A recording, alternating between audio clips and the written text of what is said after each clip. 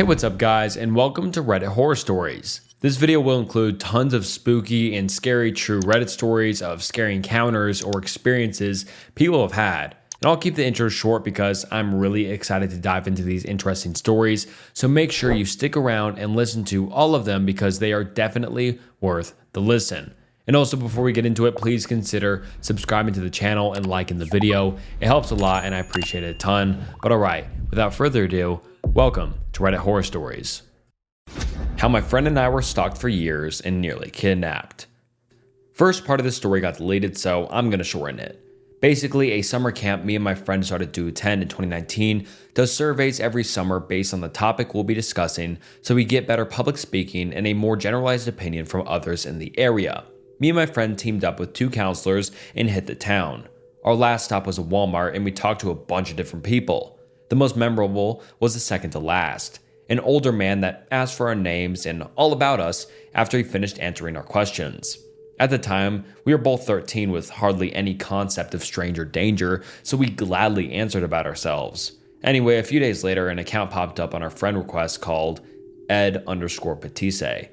The account linked was a bunch of old posts, commented a Bacino of fire and rose emojis, and called us hot and sexy on our posts. It got to the point where they started to send blank pics, so me and my friend ended up blocking the account. Only a few days later, the account was permanently deleted. It didn't show up in our searches for it. That's why we thought it was the end of it. It was not. When we finally got back to school in August, we basically forgot the event altogether. Yet, again, this time on both of our Facebook accounts, we got a notice from someone named Ed Patisse wanting to be our friend. Immediately blocked that account again, but not before they had already commented lewd things on my baby pictures. Commented on how pretty my baby blonde hair was, how I looked good in short dresses, etc. After that, we both talked to our parents about the situation, and other than keeping our accounts private, there wasn't much else we could really do. The cops shrugged and said just to take the app down completely, but hey, we're teens. Of course we didn't do that. Over the years, till around the end of 2021, this man kept sending friend requests from different accounts with similar variations of their names, which was a bit stupid, but whatever. Though, at the beginning of 2022, this is where it starts to get really creepy. Accounts with the names and pictures of our friends started showing up in our notifications, so obviously we added them thinking it was our friends. We were wrong. Almost immediately, most of our posts had likes or comments on them from this account, and there were multiple DMs of blank pics from both of us. We blocked the account again. This became a reoccurring cycle.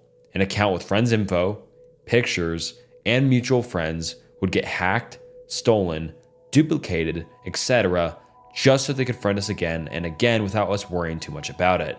Finally, it got to the point we stopped adding people from our school at all, even friends. The final time this happened was the summer of 2022.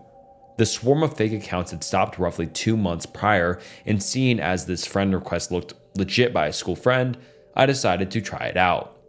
My friend didn't, she was still very wary, but I decided to give it a shot.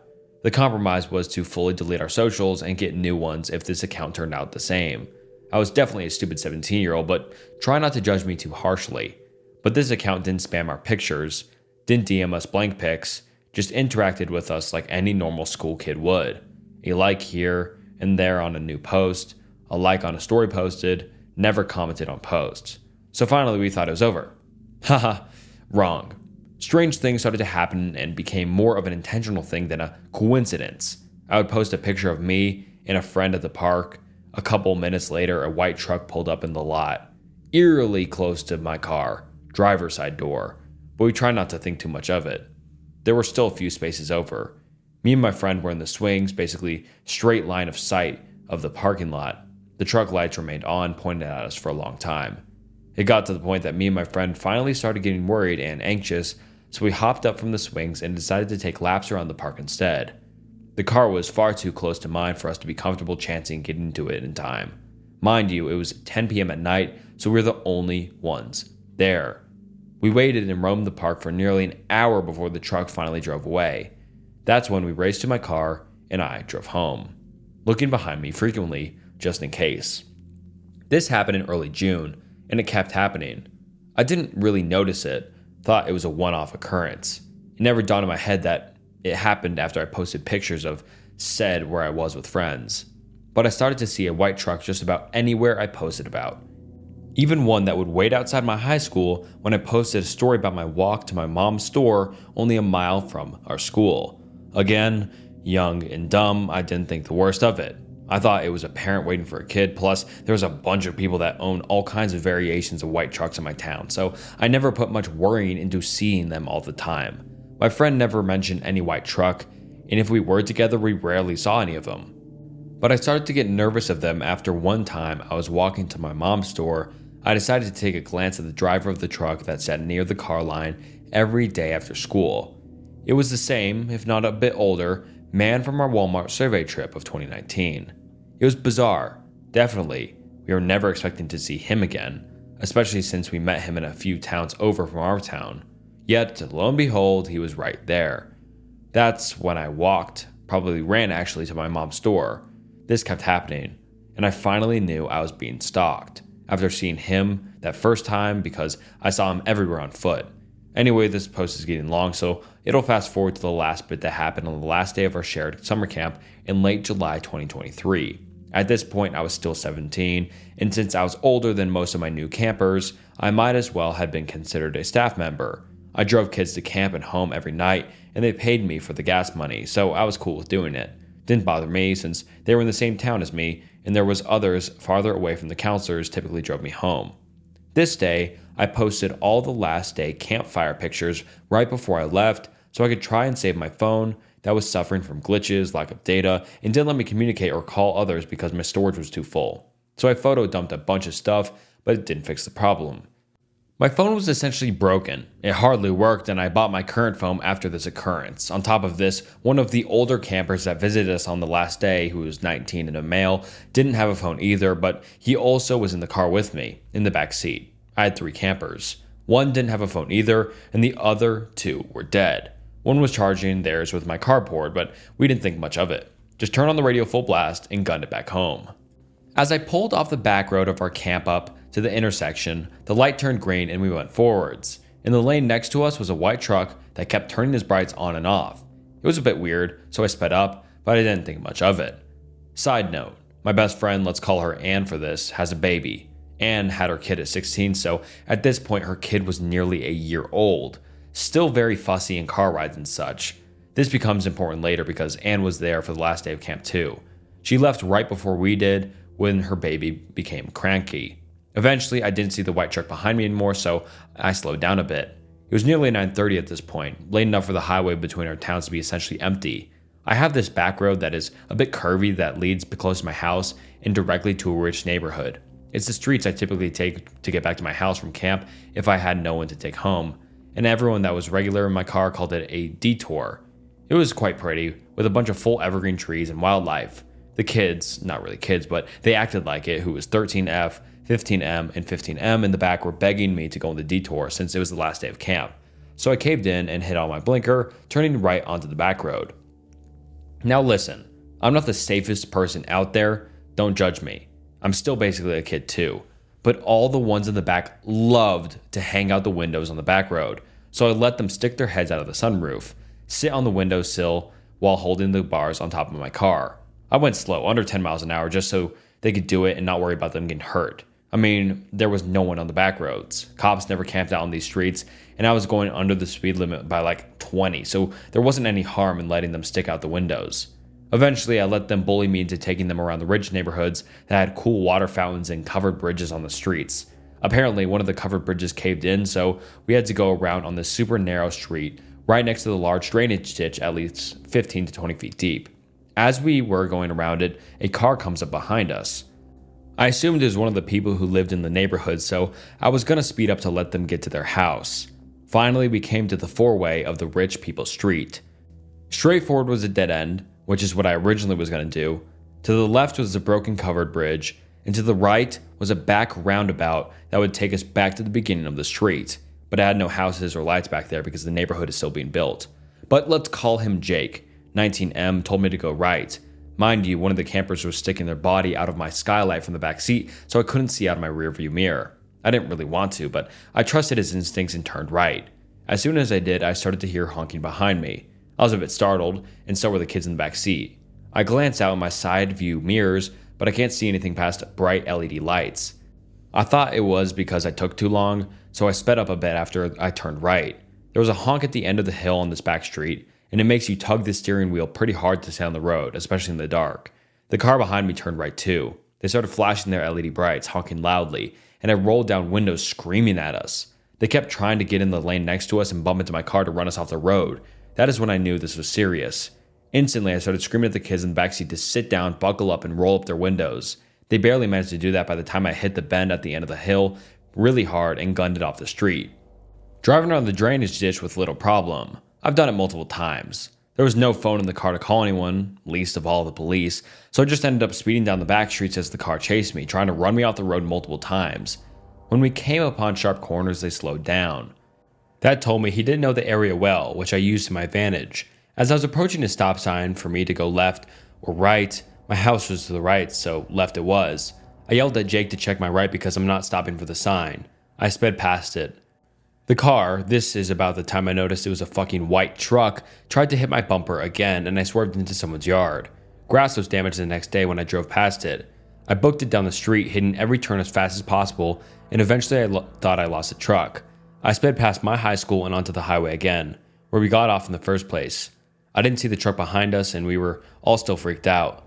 I took a right to go onto another main way and passed by a closed gas station on the way, very important in the moment. I stopped at a gas station and handed the kids in my back some cash for them to go inside to get a drink and snack to help them calm down. None of them were crying, thank God, the adrenaline junkies they are. They thought it was more exciting than anything.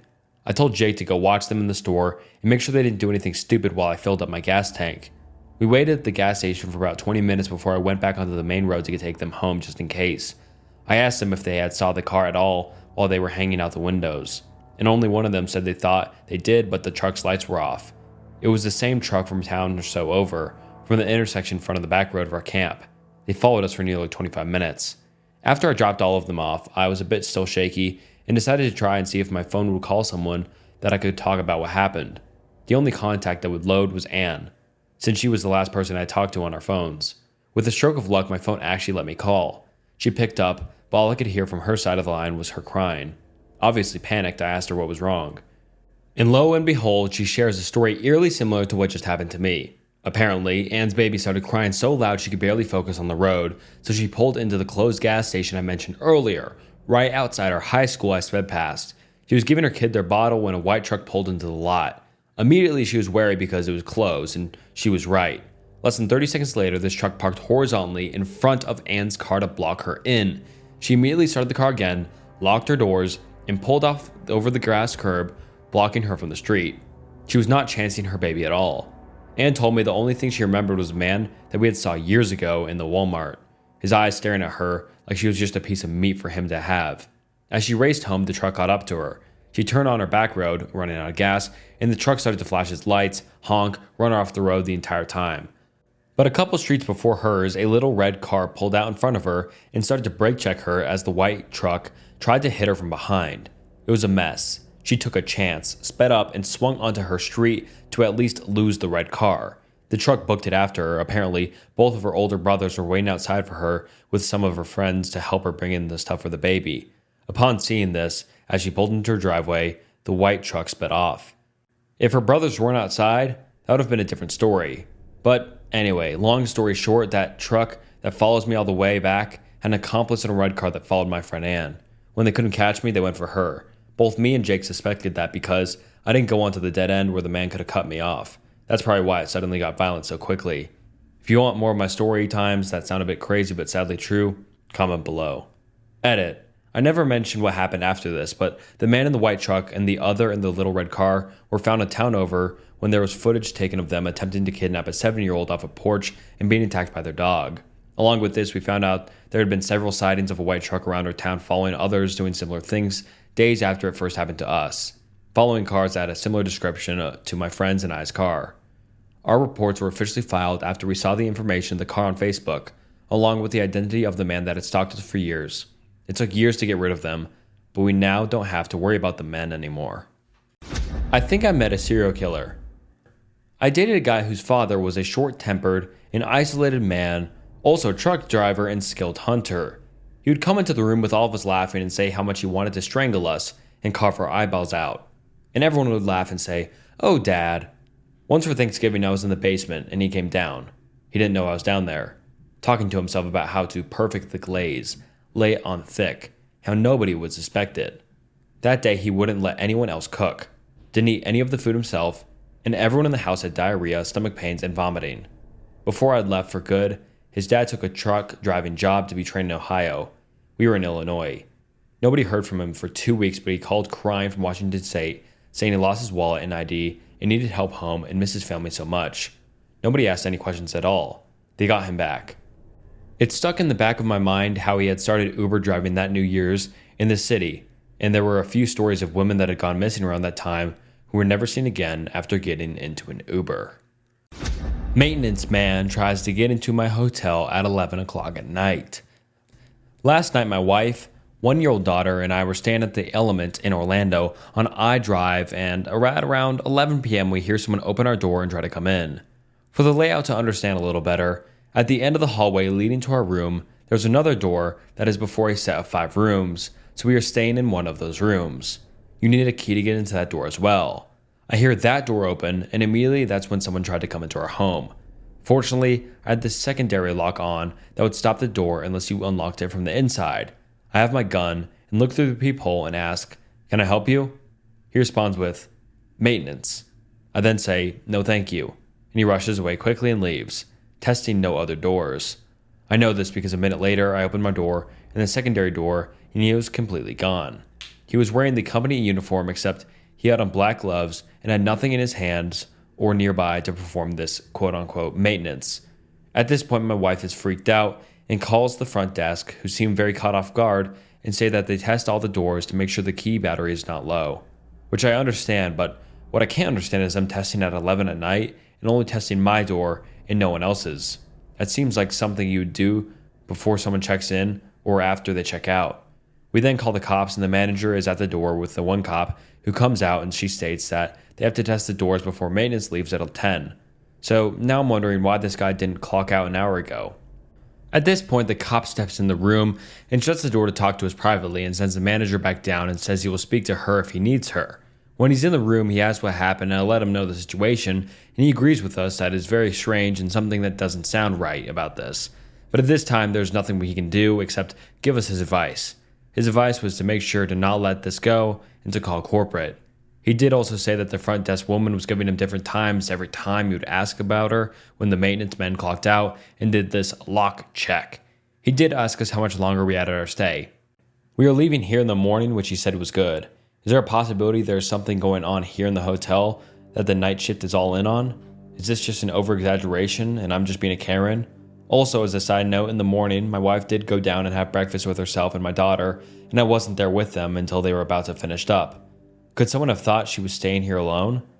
When you go into the room, if you don't look into the closet or have my one backpack, all you could see is just my wife and daughter's stuff all out in the room. If you came in to make the bed, which they did. I'd love to know what anyone else thinks about this and what I should do, if anything. Truck stops are either haunted or portals to hell. I worked in the truck stop industry for about 15 years. All of the following stories took place at the same location. I worked there less than 18 months. If people are interested, I have other stories at other locations, but this one had the most frequent occurrence of weird stuff that happened. I was given the opportunity to help open this brand new location, and since it came with a fat raise and a promotion, I definitely accepted. It now has been about 5 years since the location opened. I don't believe there's a single employee left that was there when we opened of the over 60 employees we hired prior to opening day. On opening day, not long after the ribbon cutting ceremony, a woman delivering flowers dropped the flowers on her sandaled foot and sliced her foot open, bleeding all over the entrance. Within a week of being open, we had water and sewage coming up through all the drains, including sewage ones outside all over the property. It had not been raining. It wasn't like a flood situation. Weather-wise, we had no idea what caused it to happen so suddenly. And just as quickly as it happened, it went away. Plumbers were baffled. A couple of months after we opened, we faced a severe storm that destroyed the high-rise interstate sign and caused a 7-hour power outage. I had sent several people home, but I had kept a couple employees in case the power came back. As we sat in the restaurant dining room, chatting under electric lantern light, An employee who was a local resident and had lived in the town all her life mentioned that people were a little worried when this place was announced to be built because this property had been rumored to have been a Native American burial ground for years. I have zero way to prove or disprove if this is accurate, but given the events getting more serious as time went on, it makes you wonder. When the power did come back, despite several steps, I took lick unplugging all the equipment to make sure the surge wouldn't fry stuff. We lost several pieces of expensive equipment. Some of this equipment was critical and caused major operational problems for weeks until it could be replaced. The first winter after we opened was the coldest in years. So cold that we had to buy space heaters for the servers in the electrical room so the servers wouldn't freeze. We had issues with frozen pipes, especially in the truck care center and the restaurant. 6 months after opening was the first death. A truck driver came in to take a shower in one of the shower rooms, and we had sensors on the doors that let us know how long someone has been in there. If the timer had been going for a couple hours, we would knock on the doors to see if maybe they had actually left so we could clean it for the next driver. The employee knocked on the door of the shower that had been in use for a couple hours, and there wasn't an answer. She used the key to open the door, and the driver was on the floor. He had died of a stroke. He'd been driving a semi-truck 30 minutes before he had entered that room. The employee who had opened the door was significantly traumatized. The company did a great job of offering support for her, but she didn't last much longer after that. A few weeks later was one of the weirdest things I've ever seen. I was working on the restaurant side of the truck stop as the restaurant manager had quit after a series of bad things that happened to her, and they asked me to move into that role temporarily. The assistant manager on the store side came over because the freakiest thing had just happened. She pulls me into the store side office and pulls up the cameras to show me what happened. A small, 4-door sedan pulls into the lot but doesn't pull into the gas station side, pulls into the truck stop side where the semi-trucks pull in. He parks next to the maintenance shed, which is located adjacent to the main building and very close to the large trash compactor. He gets out of the vehicle, opens one of the doors and pulls out a large trash bag. He throws the trash bag on top of the compactor. He then gets in his car and leaves the property. I don't remember exactly how long, as she had fast forwarded the footage, but I think it was an hour or two later he returned. He pulls back next to the compactor, climbs on top of the compactor, and chucks the bag onto the roof of the maintenance shed. He then climbs down off the compactor, gets in his car, and leaves never to return. This is when we noticed by an employee who had been outside gathering trash to take onto the compactor. The maintenance shed is more of a small building / garage. It's about 20 by 20 feet. If the employee had not seen him throw it up there, it probably wouldn't have been noticed maybe ever, as the building was as high as a 1-story building. Once the employee saw the individual leave, he goes up onto the shed, gets a ladder, and goes to get the bag on the top of the roof of the shed. He brought the bag inside the store to show the assistant manager. Inside the bag is a ton of paper. These documents list hundreds or thousands of addresses across the United States. Under each address is specific hidden location on each property where a body could be found. No information on who the individuals were, just sex and location of the individual or individuals on these properties.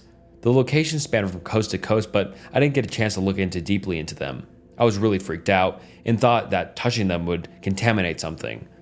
So we just put what we had and pulled it back into the bag. The obvious answer here was to call the police, so that is what happened next. Now the thing about truck stops is that they are more often than not in remote locations along interstates for obvious reasons. The town this truck stop is located in has 3 police officers total. It is a town with less than 1,000 people, so when I say the chief of police showed up, it's because he was the highest ranking officer of 3 in the town. He hated us as truck stops bring crime, and suddenly he had a lot more work to do. He comes in, watches the footage, and looks in the bag. And the most frustrating thing here is that was not concerned in the slightest. He asked what we wanted him to do about it. It was probably a prank, etc. He took the items with him, filled out a form for requests for the footage, and left. My hope here is that he at least forwarded this to the FBI. A couple of weeks after this, there was a body found of a bound, nude, and recently deceased man across the street at a dump. Because it was a dump, they had no idea where the individuals had originated from. Sometime in following weeks, it was a second death on the property. It was a driver that had died in his truck. Somewhere in the middle of this, we had another severe storm, and the interstate high-rise was destroyed again. We had another weird incident involving abandoned things, but this one had a resolution. A driver came in to show us that someone had left ratchet straps and small children clothing folded up neatly next to a diesel pump. The combination of the items was alarming to me, so I got on the camera system and called the police. I was able to find the truck that left the items, and luckily, I got the one amazing police officer in the town. This time she actually did her job and followed up with me to let me know what she had found the driver and called him. He had his kid in the truck for a while for summer break, but it had ended, so he had brought her home with her mom and wasn't going to see his kid for a while. So when he was cleaning up his truck, he had his clothing and some straps he didn't need and thought someone else could use the items. He didn't think about the combination of the two, raising eyebrows, and he honestly was very grateful that somebody would be worried and follow up in case. A couple months after the first year mark, the state DOT had to shut down the off and on ramp to the interstate exit because it started to collapse. And they were worried that the overpass would collapse as well. We had nearly zero business for weeks as construction crews rebuilt the ramps and repaired the overpass. It was during this time that I earned a promotion to a general manager role and was moved to a different location. I kept in touch for a while, especially with my former boss and the assistant manager. The incidences continued. Couple of months after I left, there was 2 major incidents, but I cannot remember which came first. One was involving an individual that entered the building with a machete. He was aggressive. The employees were terrified. I wish I had deleted it, but there is a footage of state troopers coming in with AKs and drop-kicking the guy, unsure where this person came from as he walked. And this location was 10 to 15 miles from the nearest town.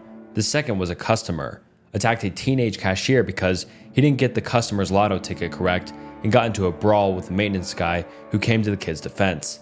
Slowly over time I lost touch with them and they both left the location, so I stopped getting the stories. I don't know if they are continuing. Haunted? Portal to hell? I don't know. But what I do know is now I avoid truck stops like the plague. Alone at the campsite. In the summer of 2022, I was desperate and frustrated. I had quit my job a few months prior in the pursuit of my own startup, and my business wasn't exactly thriving. After 6 years of IVF treatment, my wife had blessed me with a daughter early that year. And while I was elated to be a father, the stress of being a dad, the financial pressures from the clinic, and the weight of being the sole provider for my family had taken a significant toll in the recent months. As summer approached, I decided I needed a weekend away to clear my head and get back into the grind.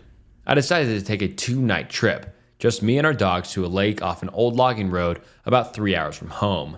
It was one of my favorite spots and I knew the woods there quite well. I packed my things, leashed the dogs, 2 blue heelers, and set out early one Tuesday morning. When I got to the trailhead, the parking lot was empty. Middle of the week, I was stoked to be alone. There was a single deer path up to a canyon about 1,200 feet, over 5 miles to get to the lake, and neither myself nor the dogs met anyone else on the trail that entire way up the mountain. I got to the lake around midday, spent the afternoon fishing and collecting wood and water for the coming night. The lake was pristine and quiet, not a soul in sight. I was truly alone aside from the dogs. I found a flat spot on the east side of the lake where the vegetation cleared and I could set up a tent, and I made a small camp about 30 yards from the trail. I would have preferred to go further up the mountain, but it was still early in the season, and when I got to my campsite the rest of the trail was too snow-packed to continue farther. As it was, I had to navigate over several hard-packed embankments before I got to a suitable area. The icy slush was difficult to navigate, even for the dogs, and when we had finally crushed our way over and through a few hundred yards, I made the decision we would be going no further. I set up my tent, hung my pack on a limb, and took my fishing pole back the direction I'd come. I spent the evening catching and cooking fish at the edge of the spillway, and as the sun began to set, the dogs and I made our way back to the tent. Slipping over wet stumps and clumsily pushing through the snow, I stumbled into camp exhausted and ready for a fire. As I approached the site, though, I realized some things were out of place. My pack, which had been hung on a limb, was sitting neatly on the other side of the clearing about 20 feet from where I'd left it. Sitting on top of it was a large eagle feather. The hair on the back of my neck stood up.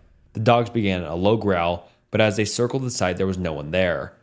As I approached my tent, a stick had been used to carve an inscription into the dirt outside the entrance. It was 2 U's, one upside down, connected to the other by a thin line, and then further connected by another line to a larger U shape. I would describe it as a Native American petroglyph in the shape of a bird or an eagle. Uniform, symmetrical, and above all things, fresh. Someone had been there. Someone neither I nor 2 very distrusting dogs had seen, heard, or smelled. Someone who had left no footprints through the snow and mud. Someone who had not passed us on the trail, or whose cars had been parked at the trailhead. My stomach dropped. I felt a presence of being watched, but I couldn't tell from where. I quickly built a huge campfire, and with dread watched as the last of the sunlight sank beneath the ridge. That night was a fever dream. Pulling the dogs into the tent with me, I clung to my knife and flashlight, praying that whatever was watching me would leave. It didn't. Throughout the night, I would periodically awaken to a variety of sounds. Yells, shrieks, the snapping of branches. The dogs would sit up, growl and bark until I'd open the screen of the tent and shine my light into the forest. At one point, I had just drifted off to sleep when the dog's low growl woke me up. Thinking I might have to drop on whatever this was, I slowly unzipped the tent and leaned out with my flashlight. Taking a breath, I clicked it on. Standing just 3 feet from me was her doe and a calf. I scanned across her. An entire herd was in the sight. As my dogs lost it, the deer spooked and sprinted back into the forest, a crushing and trampling noise as several dozen deer evacuated the area. As I faded, I heard laughter. The deep laughter of a man turned to crying as it escalated, then sobbing, and then to deep growling. Much more boisterous than anything my dogs could make, or even a bear would produce. I held the dogs tightly. Sleep eluded me for the rest of the night, and as soon as the sun peeked into the valley, I packed my things and left. I've never been so terrified in my life. Has anyone ever experienced something similar? It's been 2 years and I can't make sense of it. I need answers. I was hiding from your mom. My mom is dead. One of the creepiest stories I know personally is from my best friend when he came home at his house babysitting a friend's kid. The kid, whose name was Junior, was roughly 4 to 5, I want to say. His dad was a courier, so would often be doing deliveries late at night. David, my best friend, was a teen by this point, so being home without an adult was no great task. It's important to mention that his father was a pretty paranoid individual who bought into a lot of fear-mongering in the world, so he had a camera set up all over the place. I want to say this happened in 2014. Anyways, David was busy in his bedroom and was minding his own business. But then we decided to head into his den, where all the cameras happened to be set up. But the den was locked. David knocked on the door to the den, and Junior opened it up. "Why do you lock the door?" David said. "Because of the lady," Junior said. "What lady?" David asked. "Your mom.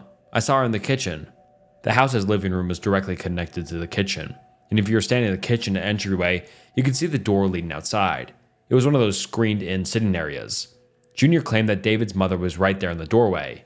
Really strange, especially considering David's mother had passed away just about 8 months prior. David was chilled by the remark, but the skeptic in him knew it was likely just Junior's overly active imagination, so he agreed to go and check with him. He brought a kitchen knife. If I'm remembering the story correctly, he walked with Junior down the hallway into the kitchen, where the door was open. The door being open was pretty normal. It was a hot summer day, and the house trapped a lot of heat. David stepped out onto the screen sitting area and looked left down the ramp his mother used to get to use outside. Nothing. He looked to the right, seeing the length of the yard. Nothing. Junior was incessant that there was someone there, which is strange considering usually in situations like these, kids tend to feel better after you poke around for them. David couldn't calm him down. Junior was certain. He kept saying, "I saw your mom. She was there." So David bargained with him. "Everything's recorded on the camera, so we'll just look on them, and we'll know for certain whether someone is there or not." So they sifted through the cameras, and David looked for another timestamp around when Junior claimed that his deceased mother had shown up.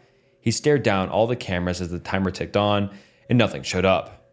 But suddenly, he watched as the camera showed a figure enter his backyard from the front by pulling the latch. An old woman, at least in her mid-60s, confidently walked into her backyard.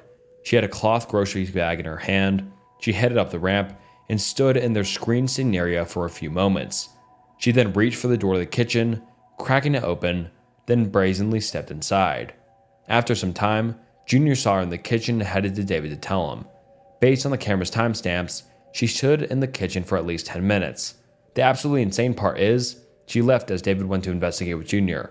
The camera footage showed him walking around and her leaving as he looked around.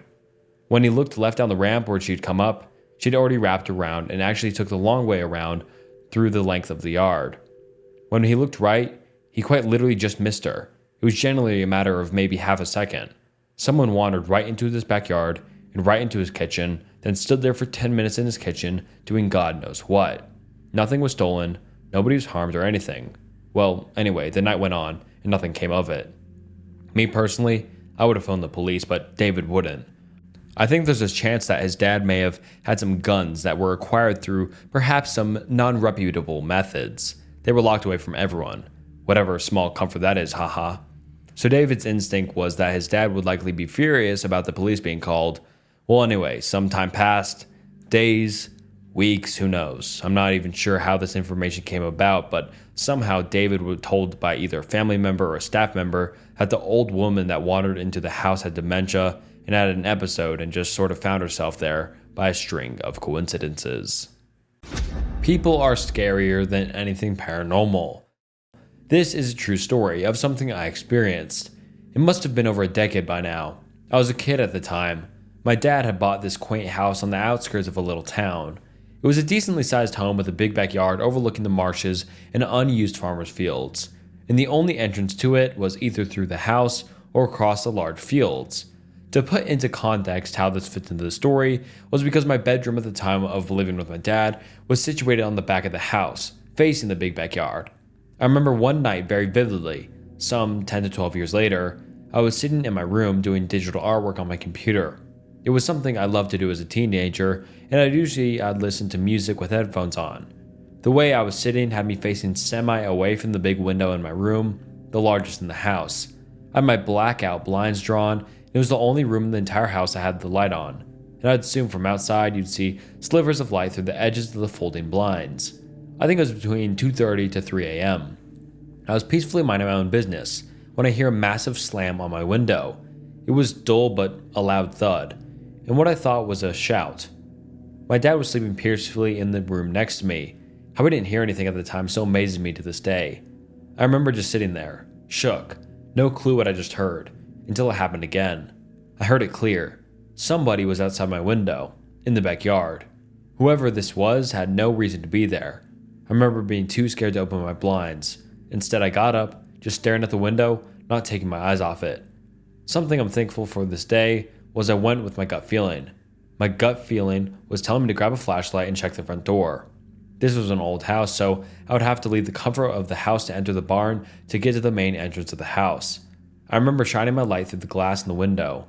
The window had been frosted film for privacy, but sure enough, I barely got the flashlight lifted 3 to 4 inches of the glass before seeing the coat of whoever was out there.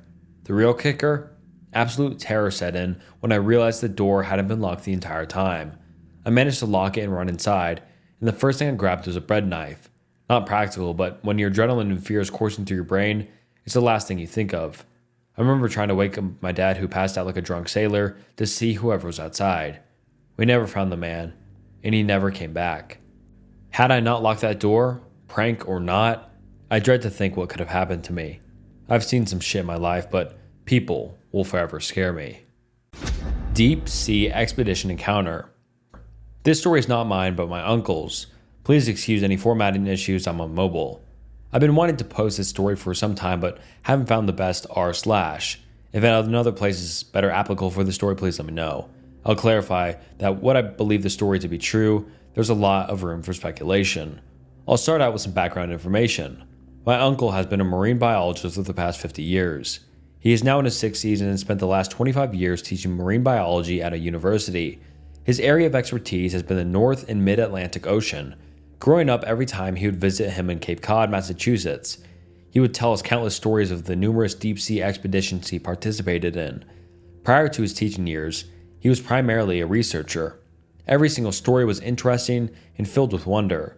The story I'm about to tell is the only one that has me questioning what is really out there in the deep ocean.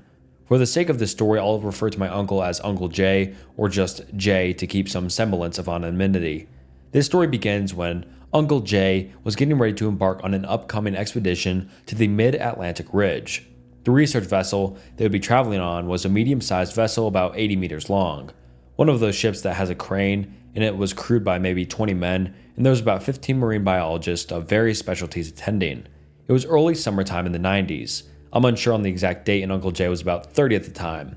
He said they could have had a better day for loading the vessel. The ocean was calm and the weather was beautiful. They would be out at sea for the next month and a half, all weather forecasts looking promising. Once the ship was loaded, they embarked on their journey. It took them approximately a week to reach the ridge. The primary goal of this expedition was examine and possibly identify new species of sea life in that region.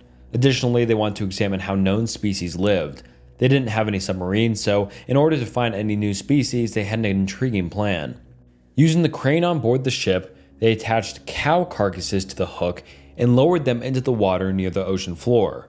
A few feet away from the hook was multiple cameras and lights to observe any sea life that might devour the carcass. Uncle Jay said they had about 10 carcasses. They would begin their journey in the northern portion, lower the carcasses into the water for a few days, and move south along the ridge, repeating this process. When the carcasses were lowered in the ship, would power down all engines and simply drift. If they drifted away from the ridge, they would power up and very slowly move back into position. Because this was a rather low-budget mission, the cameras on the hook didn't provide a live feed, and all footage was thoroughly examined after. That was about 48 hours of footage they had to sift through after each time they pulled up the hook. They had been at this for about a week and had not made any new discoveries, but did gain valuable footage of rarely seen sea life consuming the cows. At this point in the story, Uncle Jay said everything was going according to plan. The seas were calm and everyone on board was enjoying their time. They were onto their 5th cow carcass. It was about 5 p.m. and they hooked it up and lowered it into the water. This portion of the ridge was about 3,500 meters deep and was pushing the limit of how much cable they had on the crane. Now, for this mission, 2 of the marine biologists were required to monitor the crane and their location in relation to the ridge at all times. My uncle and another biologist drew the short straw and had to watch overnight. They would swap out around 9 a.m. Uncle Jay said it was an uneventful night. Him and the other biologists chatted all night and bounced different theories off each other. Around 7 a.m., just as the sun was rising, all was calm. Almost too calm, Jay remarked. They hadn't drifted off course throughout the night. The ocean was just like glass. Much of the crew was beginning to rise as well, but what happens next is a complete shock to everyone on board. It's important to note that the crane had been angled off the right side of the ship. All of a sudden, and very rapidly, the 80-meter-long vessel began listing to the right side. It was almost as if something grabbed the hook and began pulling it deeper. My uncle said the immediate panic he felt was unlike anything he had ever experienced. He said it felt like the ship was going to capsize. They immediately sounded the ship's onboard alarm system to notify the crew of an emergency. Once they had their facilities in order, after the initial shock, my uncle ordered the other biologists to begin reeling in the crane. Since the cabling was so long, it would take about 20 minutes to completely reel in the line. The other biologists began to reel in the crane, but the winch was struggling and the ship was leaning more and more into the water. My uncle said that just as the water began to pour over the right side of the ship, it smacked back down to an upright position. He was sent flying into some containers. Many of the crew had begun to come out now as well. There was several injured on board, but nothing was life-threatening. Over the next 20 minutes, as the crane was still retracting the line, the crew assessed their injured and any damage to the ship. My uncle was ultimately uninjured despite being thrown around. He said waiting for the line to come up was the longest 20 minutes of his life. Everyone was in complete shock as to what just happened. 2 minutes of complete chaos and now all was calm again. When the crane returned to the surface, the cow carcass was completely gone and the large metal hook was slightly bent. A few of the cameras was missing, but thankfully not all. The cow carcass being completely gone was the most interesting part, as in every other case it was never gone completely. The vessel's captain made the decision to head back shortly after this incident, much to the disappointment of the biologists, including my uncle, who wanted to find out what could have caused this. However, several onboard generators were damaged in the impact and they were essential to the ship's operation, so they had to return. My uncle believed it was because the CPT and ship's crew were terrified, and rightfully so. On the week-long journey back, the biologists examined over the footage to try to identify what caused this. The footage by all accounts was normal. There was the carcass about 10 meters off the sea floor, illuminated by the floodlights. Some small shrimp-like sea life was feasting on the cow, when all of a sudden the cameras went black.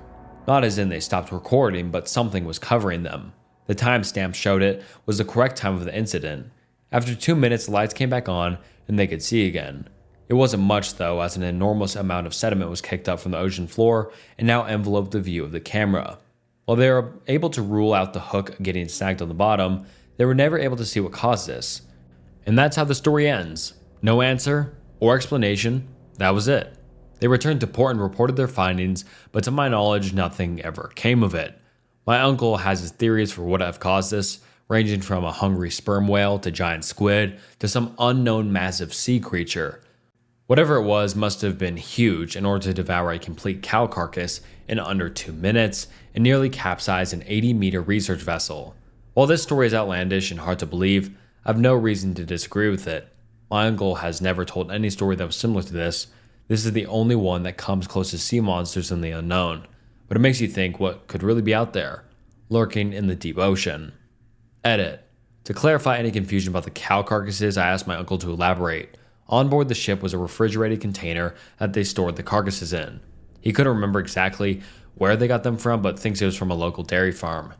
Once the cows reached the end of their lifespan, they would sell them off to local butchers, etc. In this case, a group of marine biologists bought them. Retired paramedic story time. I should write a book about my paramedic days. I posted this in a different r/ and had quite the response. Thought I'd share it here. Retired paramedic here. Had a call on a very desolate stretch of road for a car sitting in the middle of the road, covered in blood. Of course it has to happen at 2 a.m. just like every horror story. We arrive on scene and find a new Camaro sitting in the middle of the road that had obviously been hit in an accident. Problem is, there's absolutely nothing else around the car. No persons, no other vehicles, nothing. Part of my job then was a tactical paramedic for our sheriff's department. Sounds all exciting and high speed / low drag. Nope, not as a medic.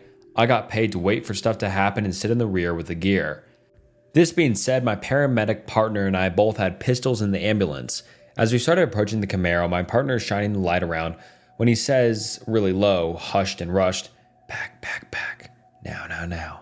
He says. I shine my light in the car, and there's intestines wrapped around the gear shifter and a lung in the back seat, so we kind of freaked out. Called dispatch, let them know what's happening, and we are in the process of getting out of there till the cops show up when we see a figure appear walking down the road towards us. As he gets closer, we see he is covered in blood and gore.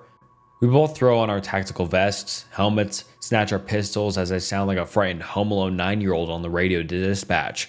We approach and start screaming at him to get on the ground, which he does.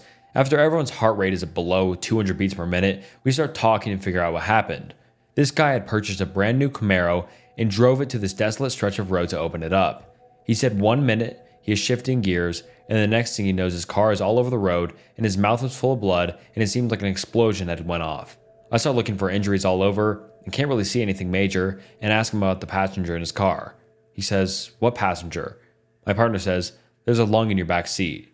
Dude goes straight into mental overload and can't come up with anything, so I'm thinking he's hurt. Get him in the ambulance. Police are 5 minutes away. We potentially have another victim out here. I have to go look by myself. I walk through the crash scene, look into the car, and sure enough, intestines wrapped around the gear shifter, lung in the back seat, looks like part of a liver, looks like a hand grenade went off inside the car. I walk around the other side of the car and see a faint blood smear / stain on the road.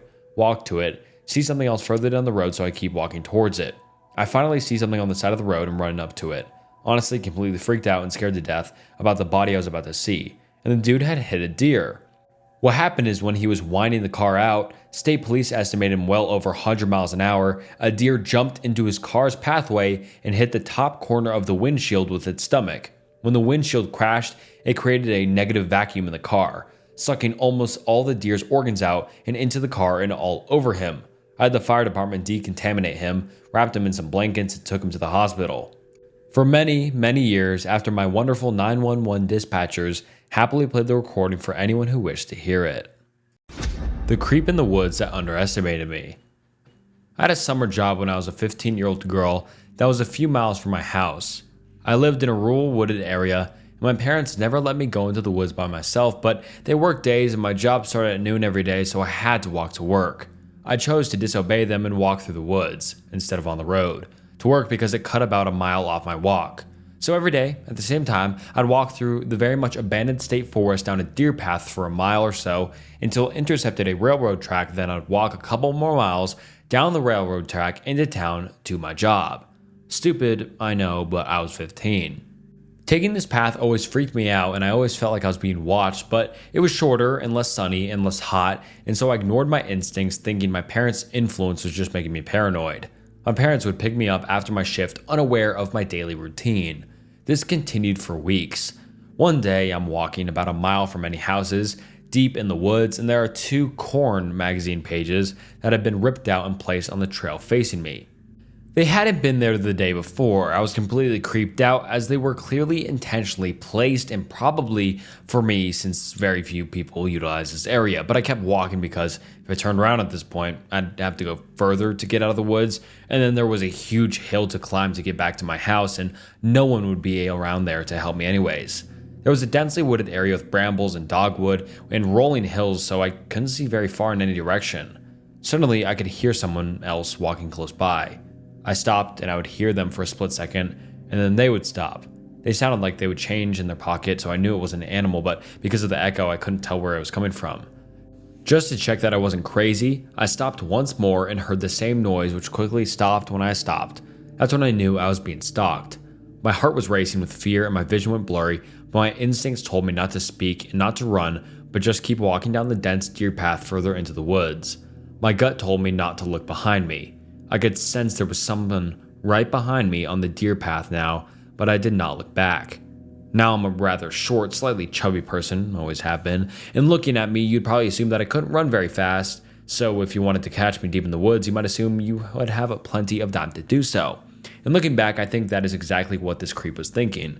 But back then I ran cross country and track and could probably run a 7-minute mile, and hills were my specialty. I always placed really well in the hilly terrain. By no means was I a great runner, but certainly I was likely faster than whatever pedo creep was hanging out in the woods stalking a little girl. It's not that I was processing this thought at the time, I just instinctually knew not to run. Yet. I kept walking seemingly deeper into the woods because I knew the train track was up ahead where there would be more space to run without tripping or getting caught in the tree branches. It was terrifying to not look back, but something told me not to. While I walked, I felt like my entire body was shutting down. It's a feeling I've never felt before or after that day. It was the feeling of being prey. Everything went blurry, and I could feel blood pulsing in my ears and my heart was pounding. I just kept walking like nothing was happening and did not turn around, but I felt someone maybe 5 or 10 feet behind me at this point, following me for a good 1/8 of a mile. I didn't turn around. I didn't scream because I knew no one would hear me. As soon as I got near the train tracks, which are elevated along a man-made gravel mound, I ran. And then I ran on all fours up the hill, gripping onto 2 weeds to pull myself up faster, and then I sprinted along the tracks as fast as my lungs and legs could carry me. I heard and saw branches snapping below me in the woods, but now I was out in the sun, and the woods were dark so I couldn't see what was behind the branches. I just kept sprinting. I never even saw the person, but I knew their intentions were awful. I never cut through the woods again, and I didn't mention what happened to my parents until I was 18, and I moved out of the house. I was too afraid of being grounded. A man in the dark. Hi all, this happened to me about 11 years ago. When walking home from a friend's house at night, I'll just get straight into it. I used to live in a rural part of the UK, and I've lived in rural areas most of my life, so I was used to long walks, occasionally at night, especially before I could drive. They never bothered me too much. I get creeped out occasionally, but this one night was the most terrifying experience I ever had. There was this one friend who lived roughly 3 miles away from my house. He had cool parents, and my other friends and I would often go over to his house and play video games and just hang out. Occasionally, this meant walking home at night if I stayed late. There were 2 ways back from my house. The roadway, which was about 5 miles long and took about 30 to 45 minutes. The roads were very quiet and eerie sometimes, but they were lit by street lamps, so it never bothered me walking this way. The other way was a shortcut through some woods, which took off about 2 miles. And the wooded bit was about a mile or so long. I often favored the wooded shortcut and have probably walked it over 100 times. The woods were dark, however, combined with the lack of ambient light due to living in rural areas, and you had an absolute abysmal darkness. Luckily, most of the time I had my phone light to walk with, but sometimes my phone would die or the battery would be so low that the flash wouldn't work and I have to use my screen light. As you've probably guessed by now, this was one of those occasions. I remember my friends and I had just finished watching a film. It was nearing 10 p.m., so we all left my friend's house and headed our separate ways home. I contemplated briefly which way I should go and decided to take the shortcut through the woods. I started walking away from his house and towards the path that headed into the woods. The streetlights dimmed as I entered the fields before the woods. I glanced at my phone and saw my battery was really low. Only enough power left for a couple minutes of flash, and then I'd have to use my screen for light. That wouldn't last the whole way either. As I saw the tree line approaching, I switched on the flash and followed the well-trodden path into the darkness. To my dismay, my light died within seconds of entering, and I flipped my phone over to try and shine the way using the screen. As I walked, I looked out for all the familiar landmarks I was used to seeing. to ensure I was heading in the right direction. Funky tree stump, check. Half-fallen fir tree, check. Enormous puddle I had to jump over, check. All was going well. I was halfway through the woods when my phone completely died. I remember the moment it happened. I was engulfed in darkness. I'm not sure if you've ever experienced this level of darkness before, but it was so dark I couldn't even see the outline of my hand centimeters in front of my face. Naturally, my pace slowed considerably, and I started holding my hand out in front of me to make sure I wasn't going to walk into a tree or something. I continued walking for another minute or so, until all of a sudden a pungent smell hit me. Cigarette smoke. I glanced around but couldn't see anything. Then I heard it. A cough. I wasn't alone. Thoughts raced through my head. Who would be out in the woods in the dark? Are they following me? Am I lost? I quickened my pace again, throwing a little caution to the wind. I carried on walking and tripped slightly on a branch. As I regained my balance, I heard another sound. Branches breaking underfoot. What sounded like right behind me. The snapping turned into fast footsteps that grew louder and louder. I started sprinting. I felt the well-trodden path turn to brush. I felt branches, logs, and plants hitting my legs. It wasn't long before I fell. Hard. I was lying on the floor, holding my knee. I could still hear branches snapping around me and a voice muttering something. I didn't dare move. Then, all of a sudden, they turned on a torch. I couldn't see anything except for the beam of light which seemed to be eaten quickly by the darkness of the forest. I lay motionless on the ground as the beam swept through the trees. I could still hear the person mumbling a deep growl. The crunching of footfalls grew and grew. They were only several feet away from me at this point. I couldn't breathe. The light went out, the snapping of branches grew, and then nothing. Quiet. My eyes were wide open, but I couldn't see anything.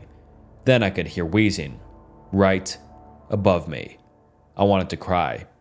I wasn't sure if the person could see me or not. They could have been staring right at me and I wouldn't know.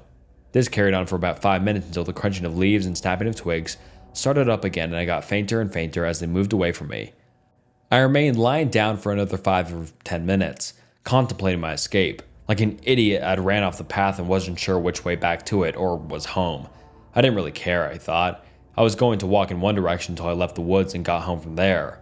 I knew as soon as I started moving again, if the person was still in the woods, they would hear me. Should I run or try and sneak out? I opted for the latter. I slowly rose to my feet, listening constantly to my surroundings, picked a direction and started walking.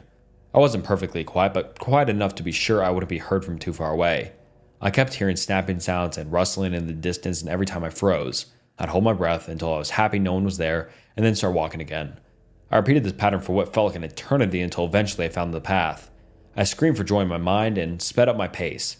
After another 10 minutes, I saw it. Light.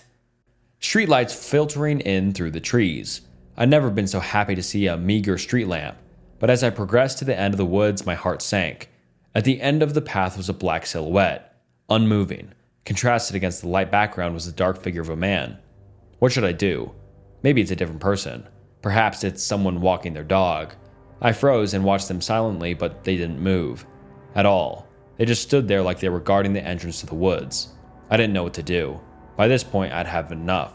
I was so close to getting out, I decided to just run straight towards the exit, straight towards them. I was a 6-foot young man. If they wanted to stop me, they'd have a hard job of it, I thought. So that's what I did. I started sprinting. The figure grew and grew, and as I reached them, I stepped to the side. I heard someone growl, "Fuck," loudly, and felt something clip the back of my head and tug the back of my jacket. I cleared the sheep gate in one leap and sprinted into the light. I eventually stopped running when I could see the first house and looked back. The entrance to the woods was quite far away now, and I couldn't see anyone standing by the entrance. Relaxing a bit more now, I finished my walk home. That's pretty much it. I know I could have overreacted. It could have been someone out for a walk in the woods, a dog walker or camper, but what I thought was strange was that they didn't use their torch except briefly on one occasion. Once they heard me, they also actively seeked me out. Who knows what they would have done if they caught me. In any case, I never walked that way home alone again. Not at night anyways. If you see someone waving you down on a desolate highway, don't stop.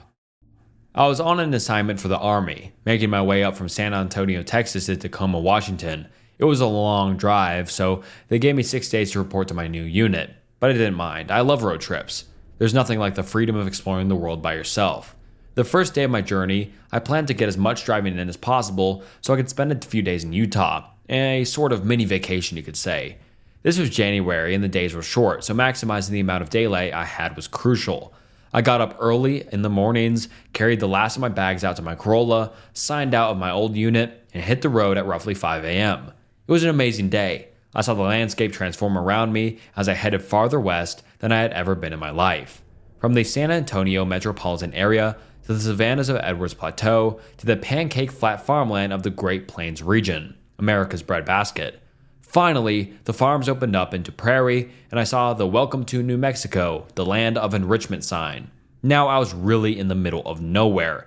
Continuing on the US Route 380, I eventually found myself in Roswell. I could have gotten a few more hours of driving in and made it to Albuquerque, but I figured since I was in no rush, I might as well see what Roswell had to offer. Who knows if I could get a chance to visit again. As a fan of the strange, dark, and mysterious, as Mr. Ballin would say, I took a self-guided tour of the shops and attractions. The next day, I continued to Albuquerque, then westward on Interstate 40. By the time I reached Gallup and started northbound on US Route 491, I still had 2 hours of driving left before crossing the border into Colorado, and another 45 minutes before I could get to the Cortez, my planned stop for the night. However, my daylight was already running out, as sunset was at 6 p.m. I got Starbucks and refreshed myself for the final stretch. It was supposed to be easy, just a straight shot, but looking back on it now, I figured that, had I decided to stop in Albuquerque instead of Roswell the night previous, I would have already been in Colorado by now, and possibly by making my way into Utah. I would have saved myself from what was waiting for me on the desolate highway. Route 491 stretched far into the Navajo Nation. On either side were endless expanses of prairie bookended by dark indigo mountains on the horizon. To my left, the sky glowed a faint orange-purple, the light slowly dying down like smoldering embers in a fire, until finally plunging the land into darkness. Every now and then, I would see a forlorn headlights of another car passing by, which gave me a bit of relief that I wasn't alone. I also had my road trip playlist on to keep me company, and call me ironic, but Hotel California was playing. After passing the small, lonely town of Newcomb, the next place of civilization would be Shiprock. However, between the two was a 36-mile stretch of absolute nothingness, an abyss I had to cross. I was not ready for what I was about to witness. After several miles, and having not seen another car on the road, I saw something strange emerge from the horizon. Barely lit by the moonlight, I thought it was a road sign at first. Then as I came closer, I realized it was a person, walking on the shoulder of the road, heading in my direction. I squinted, trying my hardest to focus on the figure. In the darkness, I could tell they were wearing a poncho of some sort, with long black hair flowing down their chest. Who could be walking out here, all alone at night? I thought. Whoever it was, they had no lights, no reflectors, no strobes of any kind to signal to passing cars that they were there. They walked on the pavement, dangerously close to oncoming traffic. I pulled to the left a bit, giving the wide berth. Suddenly, my stereo cut out, as if I had turned it off. The screen went completely dark and my phone disconnected from Bluetooth, which was unusual. It certainly did happen from time to time, so I thought nothing of it. As I approached, I saw the person raise their right arm, as if to flag me down and hitch a ride. Oh no, I thought. There's no way that's happening, buddy. As my headlights swept by, I realized it was a man, dressed in a button-up shirt, a wool poncho, jeans, and cowboy boots.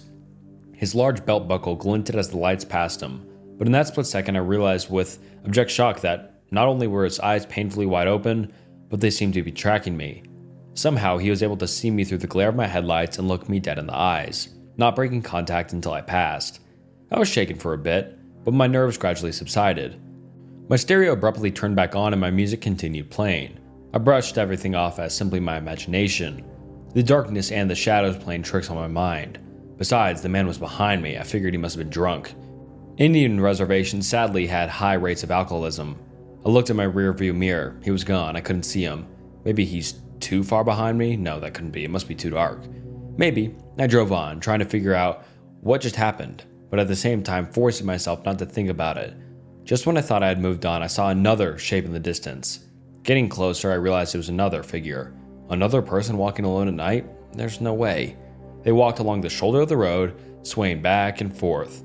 Slowly, I could make out this person was also wearing a poncho. Then I saw what looked like long, black hair reaching down past the chest. No, there's no way. It was the man.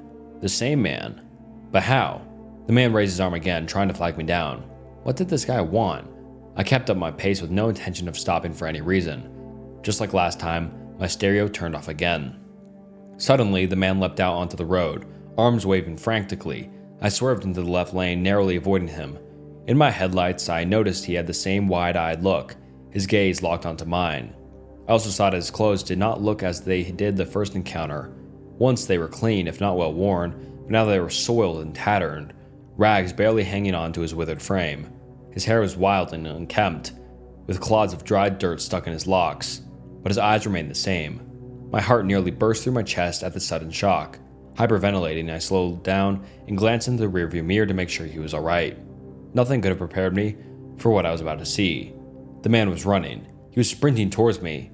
I centered the wheel and accelerated, hoping to get as much distance from him as possible, but as I continued to speed up, so did he.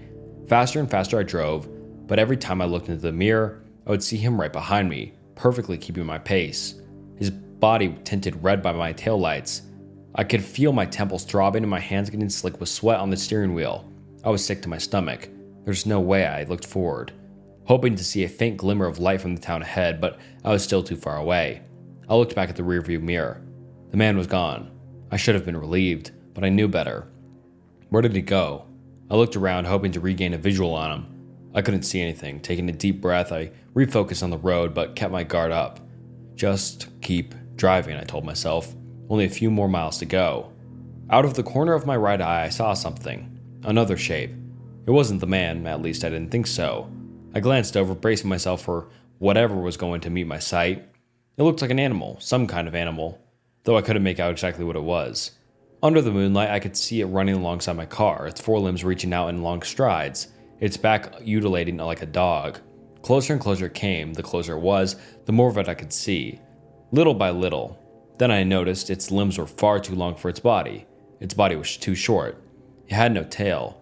The head was oddly round, and from it came a long trail of black hair. I slammed my foot on the gas, pushed my car's engine harder than it has ever been pushed before. By now I was clocking well over 110 miles an hour, but this creature, it kept up. It wasn't phased, it simply ran faster and faster to match my speed. Just what was I thinking? How could anyone or anything run this fast? The entity seemed to have endless stamina. Just how long could it keep up? Just how much faster could it go? Soon my car would hit its top speed, and then what? How long could it maintain that before breaking down? It wouldn't be long until my engine overheats, but regardless, I would eventually run out of gas, and when I do, what would happen if that thing got me? At 120 miles an hour, my car had reached its limit. This was the fastest I could go, but the creature continued its pursuit. My temperature gauge was approaching the red, and so was my tachometer. I couldn't keep this up any longer. Suddenly, like the beacon of a lighthouse on the tumultuous sea, the first light of Shiprock came into view. It was close. So close. If I could just go a little bit longer, I could make it into town safely. I pressed on. I fixed my eyes on the lights, growing brighter on the horizon. They bloomed outwards, glimmering in the night air. Though it was a small town, it was a sight for sore eyes in my situation. Looking into my periphery, I saw the mutilation of this creature's spine as it kept pace with my car. But now it was slipping away, steering farther and farther from the road. It suddenly hit me just how hard my heart was beating. Beads of sweat dripped down my face. I looked over. The creature was gone. But this time the feeling of dread had also gone with it. My stereo once again turned back on, and as my music resumed, I breathed a deep sigh of relief. I let off the accelerator. The man, the creature, whatever it was finally gone for good. Having white-knuckled the steering wheel the whole time without realizing it, my hands were extremely sore, but I was glad to have made it through it. A week later, I told another soldier in my unit about what I experienced. Being originally from Albuquerque, she was familiar with the Native American legends of the Southwest. The conversation steered toward a certain creature that she would not dare speak the name of. She also told me that the highway I took was well known for all sorts of paranormal phenomena. Google what Route 491 used to be called, and everything will make sense. Be careful out there. And alright, anyways, that wraps up Reddit horror stories. I really hope you all enjoyed this video. I enjoyed recording it and all of it. Let me know if you'd like to see more like this in the future. And anyways, thank you so much for watching to the end. Make sure you like and subscribe to the channel. It helps a ton. And yeah, just once again, thank you so much for watching. Until next time, see ya.